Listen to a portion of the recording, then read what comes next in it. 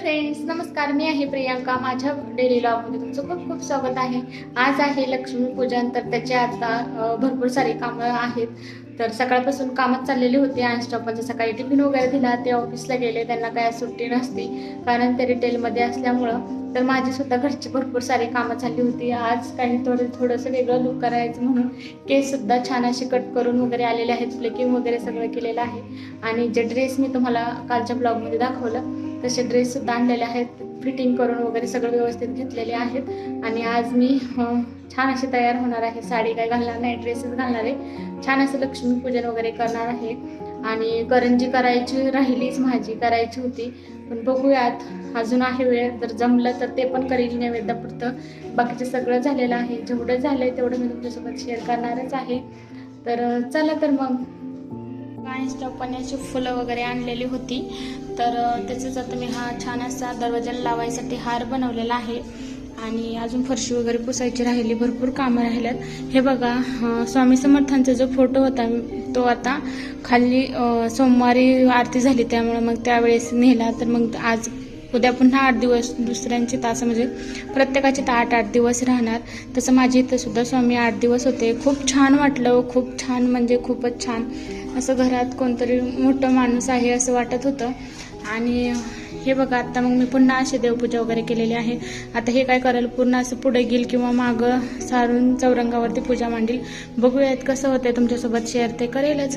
आणि कसं वाटलंय मी हार बनवलेला घरी ते सुद्धा कमेंटमध्ये नक्की सांगा. अजून भरपूर फुलं आहेत, बघूयात. रांगोळी वगैरे काढील, ते पण तुमच्यासोबत शेअर करेल. इथे बघा, आता मी जसं हार बनवत होते तसं त्याला सुद्धा हार बनवायचं होतं, किंवा मी आता रांगोळीला फुलं थोडी थोडी कट करत होते तसं त्याचं सुद्धा फुलं कट करणं वगैरे चालू होतं. आणि हे छान असे हार वगैरे मी घेऊन आली होती. संध्याकाळी म्हणलं लक्ष्मीपूजन करील, त्यासाठी हार वगैरे लावेल. आणि स्टॉपने माझ्यासाठी सुद्धा एक छान असा हार गजरा टाईप असे घेऊन आले होते. आणि हे बघा, असे वेगवेगळ्या कलरचे मी कात्रीने कट केले आणि म्हटलं रांगोळीसाठी. तर बघा, रांगोळी काढतानाचा व्हिडिओ काढला नाही कारण खूप मोठा व्हिडिओ झाला असता, म्हणून तो व्हिडिओ काढलाच नाही. तर मी आणि माझी मैत्रीण कोमल, आम्ही दोघींनी सेम सगळं डेकोरेशन वगैरे सेम केलं होतं. आणि खूप छान अशी मोठी रांगोळी काढली होती. आणि खूप छान वाटत होतं कारण दोन्ही साईडला सुद्धा एवढं छान म्हणजे डेकोरेशन वगैरे आम्ही केलं होतं. आणि खूपच मोठी रांगोळी काढली होती. 1-1.5 तास आमचा रांगोळीसाठीच गेला होता.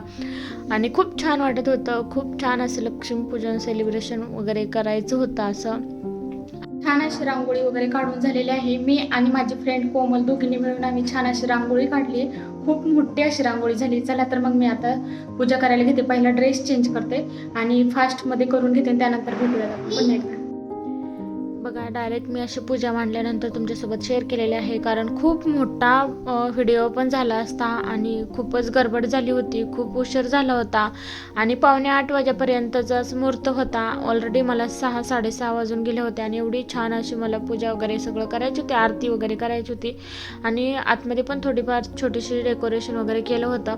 आणि त्याच्यासाठी मला खूप वेळ लागणार होता, म्हणून मग मी व्हिडिओ पूर्ण काही काढलेला नाही. हे छोटीशी अशी 35,000 डिझाईन वगैरे काढलेले आहे. आणि अंशच्या पप्पांनी काही गिफ्ट्स वगैरे आणले होते आणि ते अंशचं झालं होतं. मला पहिलं ओपन करून द्या आणि कसे आहे चॉकलेट वगैरे ते मला दाखवा, असं त्याचं चाललं होतं.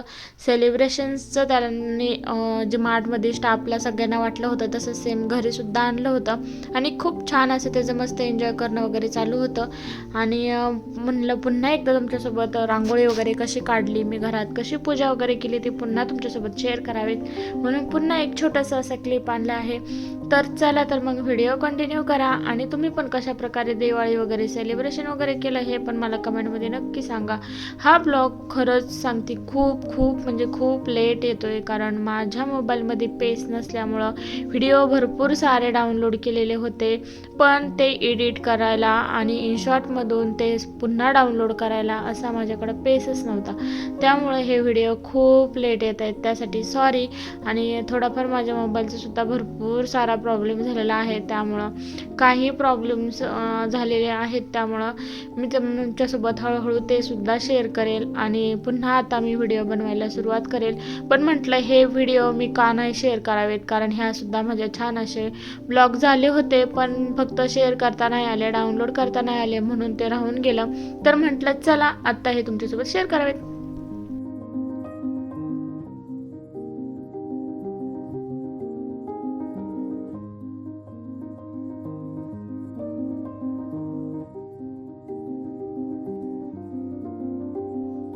इथे बघा खूप छान अंशचं असं ह्या वर्षी तरी त्याने फुलभाज्या वगैरे हातात घेऊन त्याचं खेळणं चालू होतं.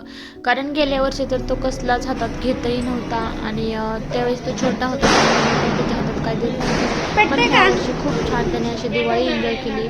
छोटे छोटे फटाकडे फुलभाज्या वगैरे असं त्याचं उडवणं आणि ते खेळणं खूप छान असं भारी वाटलं आणि त्याच्यामुळं तो सुद्धा खूप छान एन्जॉय करतो. इथे सुद्धा मी काही छोटे छोटे व्हिडिओ माझे काढले होते आणि हे व्हिडिओ तुम्हाला इंस्टाला नक्की बघायला भेटले असतील कारण मी त्यावेळेस भरपूर सारे व्हिडिओ शेअर केले होते आणि म्हटलं चला आता मी तुमच्यासोबत शेअर करावे. तर असा होता बघा दिवाळीचे माझे छोटे छोटे क्लिप मी तुमच्यासोबत शेअर केलेले आहेत आणि खूप छान असे एन्जॉयसुद्धा केलेले आहेत. त्यानंतर ना आम्ही खाली गेलो फटाकडे वगैरे वाजवण्यासाठी. तर खाली गेल्यानंतर सुद्धा मी थोडेफार व्हिडिओ तुमच्यासोबत शेअर केलेले आहेत. खूप मोठे मोठे फटाकडे असे वाजवलेले आहेत आणि खूप छान असे एन्जॉय केलेलं आहे. चला तर मग पूर्ण व्हिडिओ बघा आणि कसे वाटतात माझे व्हिडिओ ते सुद्धा कमेंटमध्ये नक्की सांगा आणि तुम्हाला माझे ब्लॉग बघायला आवडतील की नाही आवडतील हे सुद्धा कमेंटमध्ये मला नक्की सांगा. म्हणजे मला व्हिडिओ बनवायला सुद्धा खूप छान वाटेल आणि तुमच्यासोबत शेअर करायला सुद्धा आवडेल. आता हे जे व्हिडिओ आहेत खूप लेट पोस्ट होणार आहेत. भरपूर सारे व्हिडिओ मी तुमच्यासोबत शेअर करेल आता हळूहळू, तर ते लेट येतील त्यासाठी सॉरी. आणि असेच माझे नवीन नवीन ब्लॉग पाहत राहा आणि कमेंटमध्ये नक्की सांगा की कसे वाटले. चला तर मग व्हिडिओ कंटिन्यू करा आणि शेवटपर्यंत व्हिडिओ नक्की बघा. तर चला कशाची बी पप्पी घेते मागणं छान.